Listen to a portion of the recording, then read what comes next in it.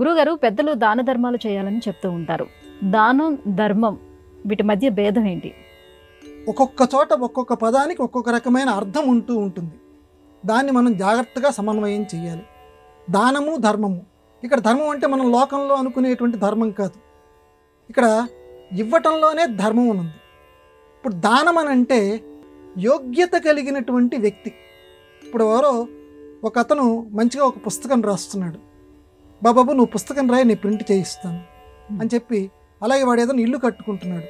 వాడు యోగ్యమైనటువంటి వాడు, వాడి దగ్గర డబ్బులు లేవు. బాబాబు నీకు నేను ఇల్లు కట్టిస్తాను. వాడు యోగ్యమైనటువంటి వ్యక్తి. అలా యోగ్యమైన వ్యక్తికి ఇచ్చేటువంటి డబ్బు ఏదైతే ఉన్నదో, ఆస్తి ఏదైతే ఉన్నదో దానిని దానము అంటారు. ఇక్కడ ధర్మం ఉంది చూడండి. ధర్మం అంటే యోగ్యత అవసరం లేదు.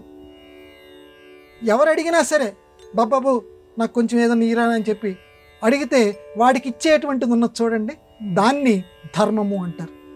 దానం చేయటానికేమో యోగ్యత చూడాలి, వాడికి అర్హత చూడాలి. అర్హత తెలిసి వాడికి జాగ్రత్తగా మనం ఇస్తే దాన్ని దానం అంటారు. ధర్మం చేయటానికి ఎదుటి వ్యక్తి యోగ్యత అవసరం లేదు, కేవలం వాడి అవసరం. బాబు నాకు కడుపు మండిపోతోంది, ఇచ్చేయి.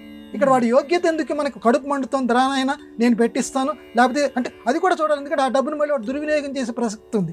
ఇది కేవలం యోగ్యత అవసరం లేదు. వాడు అడిగాడు, మన దగ్గర 10 రూపాయలు ఉన్నాయి, ఆ 10 రూపాయలు వాడికి ఇవ్వటం, దీన్ని ధర్మం అంటారు. అందుకే ధర్మం చేయండి బాబు, దానం చేయండి బాబు అనరు. అంటే మన తెలుగువాడు అంత గొప్పవాడమ్మా, మన తెలుగు పలుకుబడి అంత గొప్పది. అందుకే జైహో తెలుగు భాష. కానీ ధర్మం చేయండి బాబు అని అంటే ధర్మం అంటే నా యోగ్యత అయోగ్యత ఇవి కాదు. కడుపు మండిపోతోంది నాకు, నా పెళ్ళాం బిడ్డలు ఆ పస్తులతో ఉంటున్నారు, ధర్మం చేయండి బాబు అని బెచ్చగాడనేటువంటి మాటల్లో వాడి యోగ్యత అయోగ్యతలు మనకు అక్కర్లా, ధర్మం చేయటమే. కానీ దానం చేయటం మాత్రం యోగ్యతని అనుసరించి అందరికీ దానం చేయకూడదు, యోగ్యతను అనుసరించి మాత్రమే మనం దానం చేయాలి. ఇది దానానికి ధర్మానికి మధ్య ఉన్నటువంటి తేడా.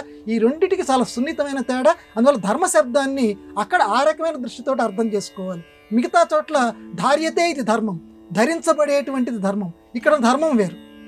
మన ధర్మంలో మనందరం కూడా అనుసరించేటువంటి ధర్మంలో ఉన్న ధర్మ శబ్దం, ఇక్కడ ధర్మం వేరు. ఇక్కడ ధర్మం అంటే కేవలం బిత్తానికి సంబంధించినటువంటిది ధర్మం. అది మనం ఇక్కడ గమనించాలి.